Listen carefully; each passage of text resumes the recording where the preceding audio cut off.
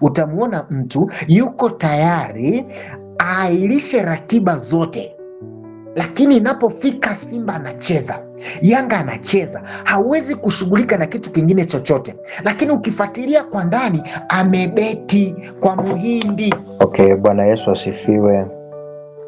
Amina. Ninashukuru sana Mungu kwa neema yake na aliyetukubali kukutana muda huu. Niwakaribishe wote na ni kuhakikishia kwamba nimefurahi kushiriki pamoja nanyi katika huduma hii. Basi naomba niwaalike tuende moja kwa moja kwa somo letu lile ambalo Bwana ametamani tujifunze kwalo, ili tuweze kuelewa mambo tofauti tofauti na yatusaidie kutupatia uelewa mzuri zaidi, lakini na namna ya kukabiliana na mambo mbalimbali. Hope in addiction. Tumaini katika urahibu. Je, inawezekana nikatoka? Inawezekana ninapokuwa kwenye urahibu ninaweza kupona kabisa kutoka kwenye urahibu? Lakini tunaelewa vizuri maana ya urahibu. Je, ni kweli mimi naweza kuwa niko kwenye urahibu ama kwenye addiction na nisijielewe vizuri? Hayo ni maswali ambayo muda huu mchache tulio nayo yatajibiwa kupitia somo hili. Hebu tuende moja kwa moja. Addiction ni nini? Tungelikuwa na muda wa kutosha ningelitamani kusikia kutoka kwenu, lakini kwa sababu muda uturuhusu, basi tuende moja kwa moja. Maana ya addiction ni nini? Addiction bwana, ni hali inayotokana na mabadiliko ya mfumo wa nerves ambayo inapelekea kudumu au kujirudia kwa hisia au hali fulani, kiasi cha kuafifisha utendaji wa shughuli nyingine hadi hizo hisia lengwa zifikiwe kwanza. Kwamba ni ile hali ambayo inajirudia wakati wote, na haitajirudia tu peke yake, bali itakachokifanya inahafifisha shughuli nyingine zisiendelee mpaka hizo hisia zifikiwe, hizo hisia zipewe haki yake, na baada ya kupewa haki yake ndipo unavyoweza kuwa huru kuendelea na mambo mengine. Tunasema ni temporary pressure.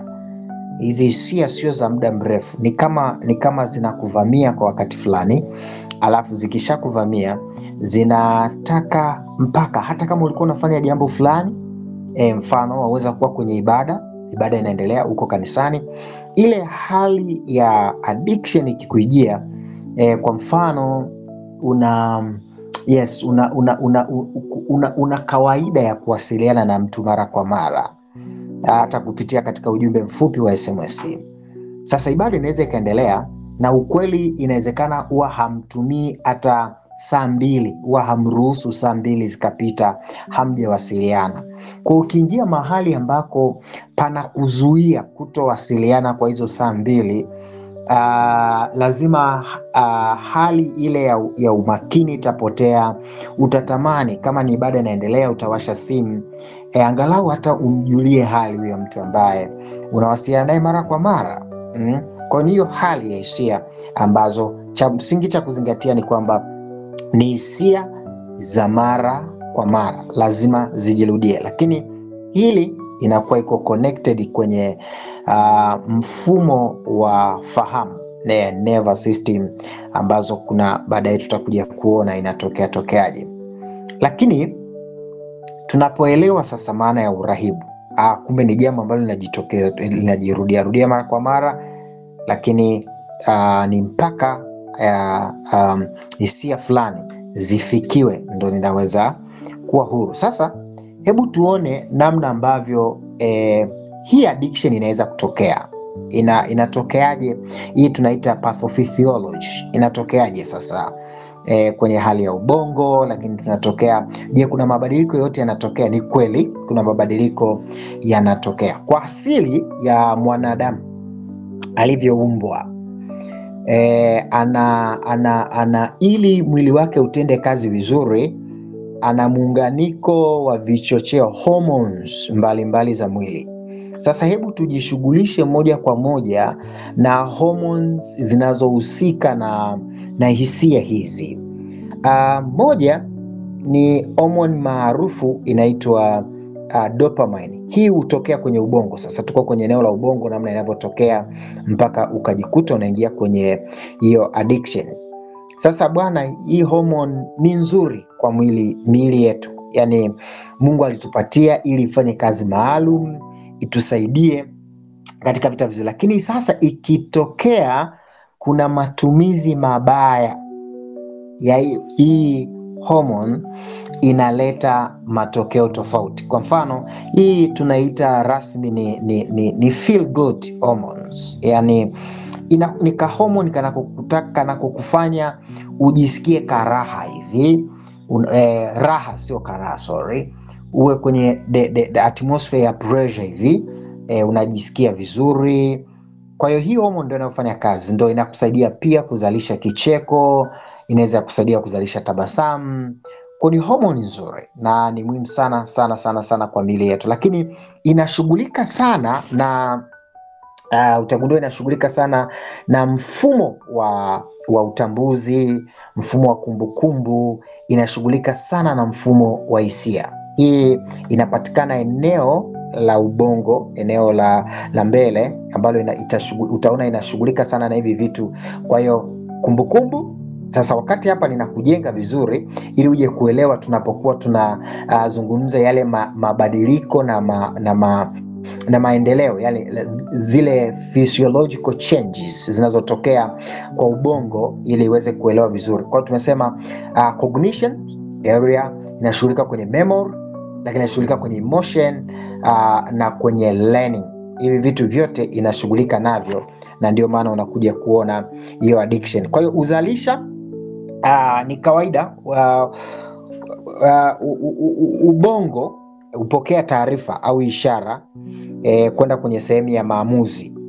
Ikishafika kwenye sehemu ya maamuzi, kwa hiyo ubongo, au tutumie neno akili, lakini tutakuja kuvitofautisha kidogo. Ubongo ambao ukishapokea zile taarifa, hasa eneo la kushughulika na maamuzi na tabia.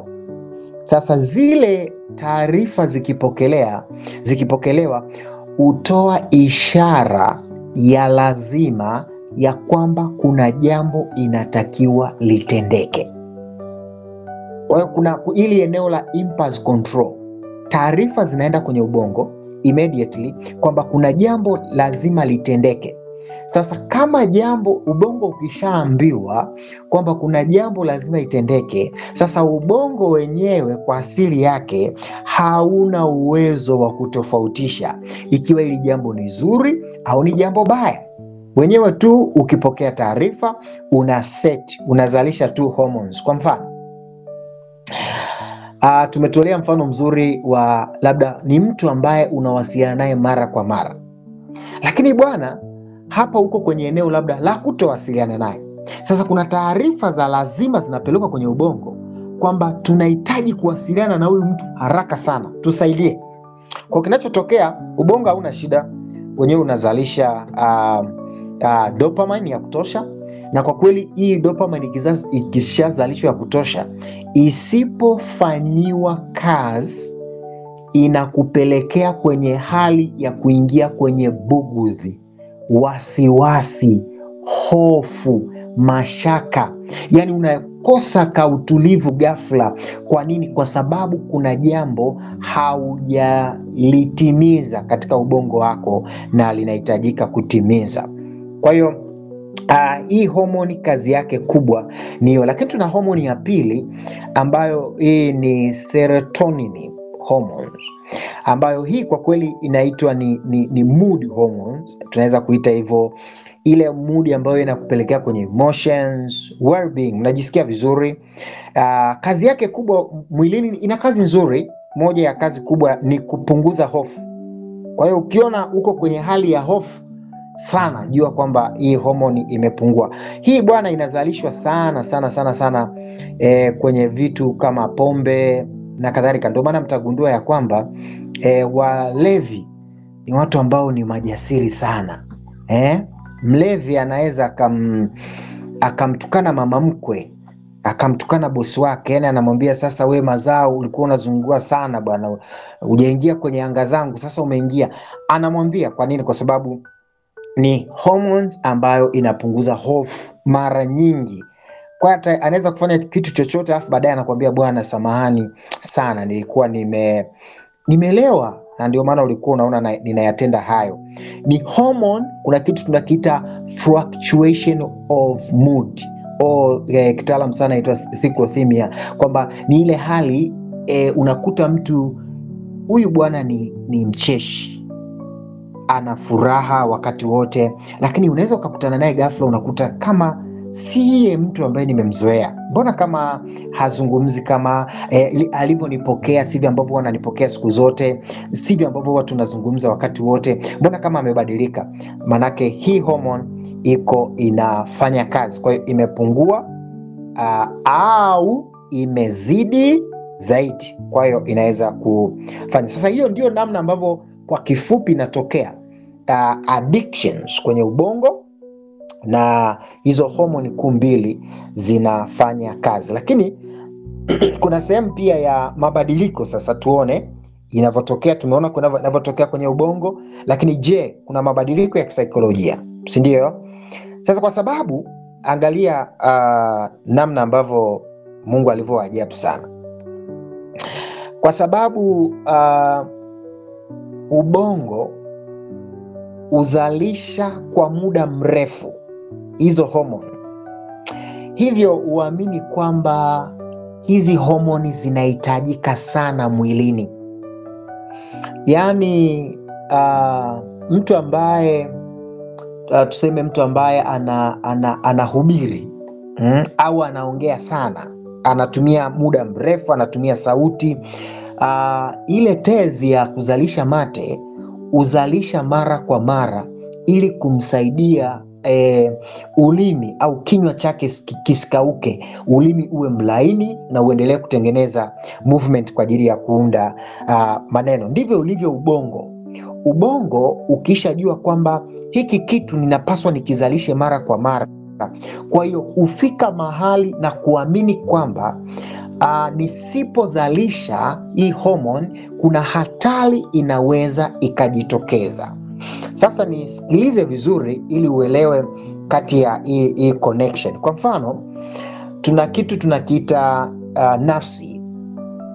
Nafsi ndio inayopokea au ndio inayomiliki milango mitano ya fahamu tunayoifahamu, nafsi. Lakini nafsi ndio inayomiliki akili au mind. Kwa hiyo kumbe kwenye nafsi kama kuna miliki milango mitano ya fahamu. Kwa mfano, mimi nina addiction ya chakula, kwa hiyo hisia ya chakula, ile ladha tactical, lazima nione kitu. Kwa mfano, mimi ninapenda sana ugali, kwa nikiona ugali dagaa, taarifa zinaenda kwenye nafsi, nafsi inapeleka taarifa kwenye akili, zikienda kwenye akili, sasa ubongo unazalisha kwa haraka sana, unatengeneza mazingira ya kwamba ni lazima ama ni muhimu sana nipate aka ugali dagaa ambako nakapenda muda wote. Kwa hiyo hata kama nilikuwa nafanya shughuli nyingine, nitaanza ku lose control kwa sababu nimeshaona kitu ambacho ninakipenda na homoni imeshazalishwa kwa wingi, kwa ni lazima niifanyie kazi kwanza. Yani nile kale ka ugali kwanza na dagaa ambako nimekaona, alafu ndo naweza kuendelea na vitu vingine. Kwa mfano, uko kwenye internet, wewe umezoea kuangalia vichekesho au mahubiri au mpira whatever, lakini kuna mtu ambaye unampenda sana, na kwa kweli ukienda kule ni kama huwa anakupa burudani fulani hivi, unamfuatilia kwa karibu. So inawezekana hata the moment ulikuwa unafanya kitu kingine ukawa unasoma, lakini baadaye ulipopita tu mara moja ukakuta wamekuletea kile kichekesho cha huyo mtu au fundisho la huyo mtu, ukaanza kumtazama. Inakulazimu kuahirisha shughuli nyingine ili uendelee na hiyo kwanza kwenye hayo mabadiliko ya kisaikolojia. Lakini tuna mabadiliko mengine ambayo tunaweza kuyazungumzia, ni mabadiliko ya kimaumbile. Kuna addiction ambayo inaweza kutokea kwa sababu ya mabadiliko ya kimaumbile. Kwa namna gani? Tunaita ni genetic change, ambayo hii sana ina base kwenye tabia za kurithi. Tabia za kurithi. Kwa mfano, kuna watu wananyonya vidole. Yes, ni mtoto mdogo, labda umri fulani, anaweza kuja mpaka miaka 7, wengine wanaenda mpaka miaka 12, lakini mara nyingi huishia miaka 7 ananyonya kidole. Ukitrack, hiyo ni addiction, kunyonya kidole. Maana hamwambii chochote, utamwambia we toa kidole, lakini baada ya muda utaona kakidole kamerudi mdomo, na kwa kweli akiwa na kanyonya ni raha mstarehe, anajisikia vizuri sana. Kwa nini? Kwa sababu yuko kwenye hali ya addiction. Lakini kwenye genetics pia kuna watu unaona wanapenda sana kushika mahali fulani, sehemu fulani ya mwili. Labda mtu anaongea ni mpaka ajishike kidevu kidogo, yale akitaka kusisitiza point, ashike kidevu, ashike kifua, au labda arudishe mikono nyuma, au aguseguse kapua fulani. Yote hiyo ni addiction katika mabadiliko ya kimaumbile. Lakini pia tuna ya mabadiliko ya kimazingira, inaweza kujitokeza kwa namna hiyo: uzoefu fulani wa maisha, kuwa na hali fulani ya mawazo, maumivu ya kudumu ya muda mrefu. Maumivu ya kudumu ya muda mrefu. Kwa mfano, ulikuwa labda una mahusiano na mtu fulani, na kwa kweli haya mahusiano yamekwenda sivyo mwisho wa siku, na baadaye unajihisi sasa unaingia kwenye addiction labda ya kuumia. Unapata mahusiano mapya, lakini unaingia kwa tahadhari kubwa sana. Kwa nini? Kwa sababu unaka addiction, unakabebelea. Kwa sababu wakati wote uwasimulia watu unarejelea yale mahusiano yalivyokuumiza na namna ulivyopitia wakati mgumu. Kwa hiyo hata hutaki kufungua moyo vizuri, kumpokea mtu mwingine kwa furaha, kumpokea kwa kumwamini tena. Unakuwa una sita, maana unajua kwamba kilichonitokea hakikuwa kitu kizuri. Kwa hiyo ni mojawapo. Lakini pia unaweza ukabadilisha mazingira. Yes, ukatoka kwa mfano, ulikuwa unaabudu, nitolee mfano, nje na Waadventista wa Sabato. Kule bwana, labda unaabudu katika kanisa ambalo wanacheza, wanapiga shangwe, wanaruka nini na vitu kama hivyo. So kule kuna addiction ulipata. So unakuja huku unakuta watu wametulia, wanasema tuimbe tumetulia, tuimbe tumesimama na kadhalika. Hauelewi. Kuna wakati utakuta kanisani umeshout, umepiga makofi, au unatamani uende pale mbele ucheze sebene kidogo ili angalau mambo yaende, kwa sababu ya ile addiction. Sasa kwa sababu nimewapitisha kwa haraka namna ambavyo hayo mabadiliko yanaweza kutokea, naomba twende tuzione aina kuu za addiction. Aina kuu za addiction twaweza kuzigawa katika sehemu kuu nyingi, lakini kwa kweli sehemu kubwa ya watafiti na wanasayansi ambao ni wabobevu katika hili eneo, utaona ni vizuri hizi aina zikawekwa katika aina kuu mbili. Aina kuu mbili ni aina, lakini baadaye zinakuwa na vipengele vyake. Kwa hiyo tuna addiction of substance, ambao hii inahusiana na vichecheo, yani inatokana tu na vichecheo. Lakini ya pili tuna a behavior addiction. Yes, kwa hiyo ziko mbili. Ya kwanza ni hiyo substance, unatumia substance. Substance ni nini? Substance ni ile unatumia, kwa mfano madawa. Madawa ya kulevya, cocaine, caffeine, yote inaingia kwenye dawa za hospitali za kawaida tu, na matumizi kama hayo yote yanaweza. Kwa hiyo lazima viwepo vitu fulani vimeongezwa katika mwili vya kukusababishia hiyo hali ya uraibu. Lazima zingatia sana, viwepo vitu fulani kutoka nje ambavyo vinakuingizia hiyo hali, vichochee. Kwa mfano uraibu wa pombe na pombe inaonyesha ile wanaita beverage, kiwango ambacho cha pombe kile kinachofanya huwa wanauza kwa asilimia, na ukifuatilia sana pombe kali zote zinakuwa na pasenti ya juu sana. Kwa nini? Kwa sababu mle vimeongezwa vichocheo vya uraibu.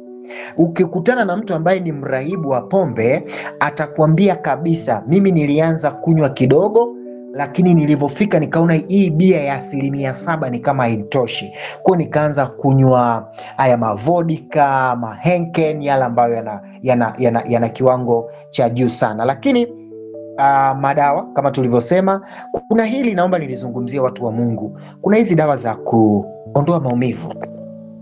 Dawa zina addiction kubwa sana hizi. Yaani kuna mtu anakuambia mimi siwezi kulala bila Panadol. Kwa wadada utasikia mimi nikiwa katika mzunguko wangu ni lazima nitumie dawa fulani ili niweze kujisikia vizuri. Ni addiction ameshaitengeneza. Kwa hiyo hata kama kuna siku ambayo hatakuwa katika ile hali ya maumivu, kwa sababu alishaufundisha ubongo na iko kwenye hiyo hali, atalazimika kutumia, maana hataona anapata nafuu pasipokuwa na matumizi ya hizo dawa za maumivu. Lakini vichocheo vingine ni kwenye soda. Mtashuhudia watu wanapenda sana soda. Ukweli hata mimi mara moja nakunywa soda, niwe shahidi. Lakini kuna ile hali iliyopindukia. Kuna watu ambao tayari wametoa tiketi rasmi kwamba chips haiwezi kushuka kama aina ka Pepsi pembeni. Chips haiwezi kushuka kama haina Coca-Cola pembeni. Lakini na hiyo chips, ana addiction ya chips inapita. Yaani akisikia kale kaharufu kayai, anapita kwa mkanga chips fulani hivi, akasikia kale kaharufu kayai kamepita, yeye hata safari anatamani ailishe kwanza, akae achome yako ka chips, alafu ndo maisha yaendelee. Kwenye hiki kuna kinywaji kimoja kinaitwa, ni maarufu sana sasa hivi, na kwa kweli nimepata nafasi ya kusafiri hivi karibuni. Nimesikitishwa sana na matumizi yalivyoongezeka ya hichi kinywaji, vinaitwa energy drinks. Watu wa Mungu, kile kinywaji sio salama hata kidogo kwa afya zetu. Ninawasihi kama kuna mtu yeyote anatumia, hebu nenda kanunue kile kinywaji. Kuna maelekezo kabisa ya Kiswahili yameandikwa pale. Mojawapo, wamekuandikia idadi kiasi gani usitumie, lakini 2, wamekuandikia mjamzito aruhusiwi kutumia. Sasa niwaulize wakina mama ambao mnafuatilia somo hili, wewe umeambiwa mjamzito haruhusiwi kutumia. Sisi tunavyo term medically, kama wewe si mjamzito, basi unajiandaa kuwa mjamzito. Kama tungelikuwa tunaingia kwenye Biblia, tunakumbuka kile mama yake Samsoni aliambiwa afanye kwa wakati ule. Lakini pia hata mama yake Samueli tunakumbuka vizuri. Kwa hiyo si salama. Kwa nini? Kwa sababu ina caffeine. Caffeine ina tabia ya kutanua mishipa. Inatengeneza kutanua mishipa. Ndio maana unaona watu wengi, kwa sababu safari za usiku zimeongezeka, wanatumia sana. Ukisafiri anza kuchunguza, utakuta kinywaji kinachouzwa sana sasa hivi ni hizo energy drink. Haijalishi inatokea kampuni gani, lakini mimi msingi wangu ni kwamba hiyo inatengeneza addiction ambayo kwa kweli ni kubwa sana. Na kwa kweli nikwambie tu, na sukari, kwa sababu imetengenezwa mle kuna sukari pia. Kwa hiyo unasikia irritation, kamuasho hivi, ukikutana na kifriji kinalia yaani wewe tayari unajiona ni mtu ambaye ulipaswa kuwa umekaa mahali unashushia kasoda ka Pepsi baridi. Napendelea hiyo kwa sababu utafiti umefanyika pia, Pepsi ni miongoni mwa sukari mwa vinywaji ambavyo vinaongoza kwa addiction. Nafikiri hapa angalau kwa kifupi umepata kitu kuhusiana na habari ya urahibu unaohusiana na vichocheo. Sasa twende ya pili. Hii ni uraibu wa kitabia bwana. Uraibu wa kitabia inatokana sasa, hii haihusiani, inatokana na repetition of actions, vile vitu ambavyo unavitenda mara kwa mara, vile vitu ambavyo unaviona mara kwa mara.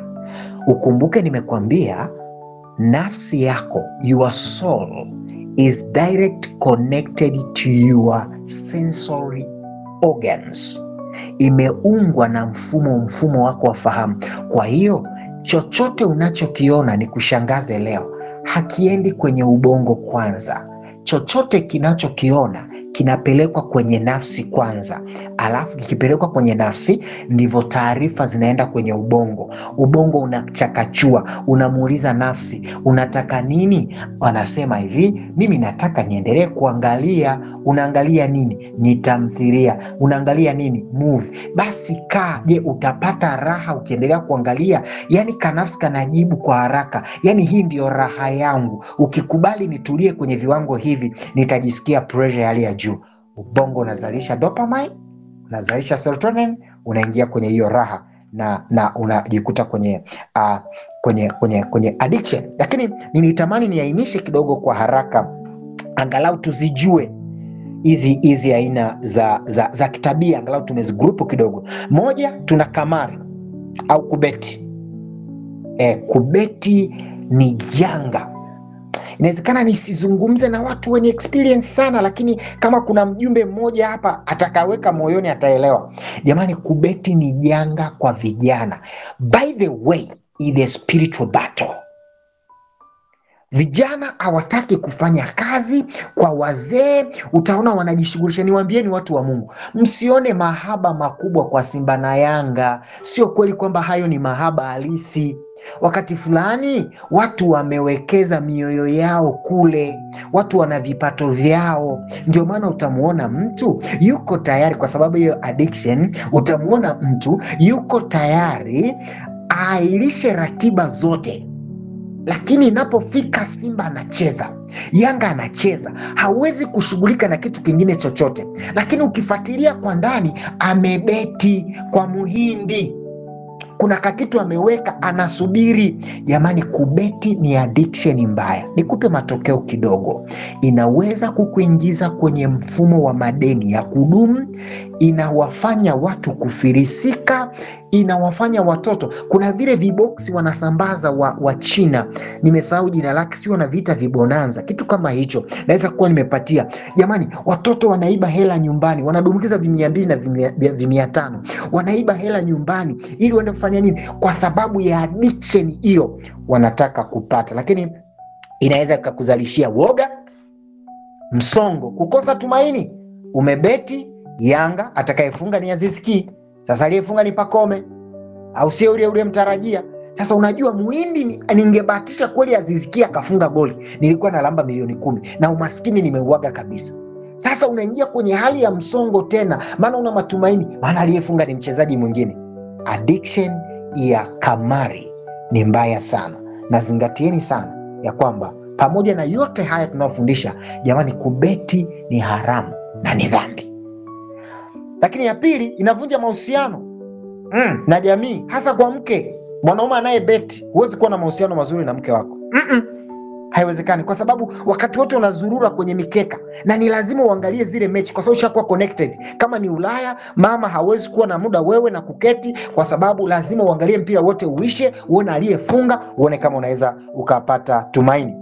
Muda wote umekimbia sana, lakini inavunja mahusiano pia na Mungu wako. Inavunja mahusiano na Mungu wako. Kubeti. Nimeenda mahali fulani, nilikuwa nafundisha na tumeenda kushuhudia. Tumefika pale, marafiki, nikakutana na vijana ni walevi hivi, na wengine wamechangamka kidogo, wana akili, wana utambuzi. Nikamwambia marafiki, mbona mji kwenye mkutano? Tuko tunafundisha mambo mazuri, karibuni. Wakasema hapana, hatuji kwenye mkutano kwa sababu maisha ni magumu. Yani jua hili limewaka, tunateseka sana. Yani kwa kweli ungeelewa tu daktari, hatuna namna, lakini tunakusikiliza vizuri sana. Na mimi nikamwambia marafiki, hivi mnakosa saa moja, nusu saa ya kusikiliza masomo yanaendelea pale?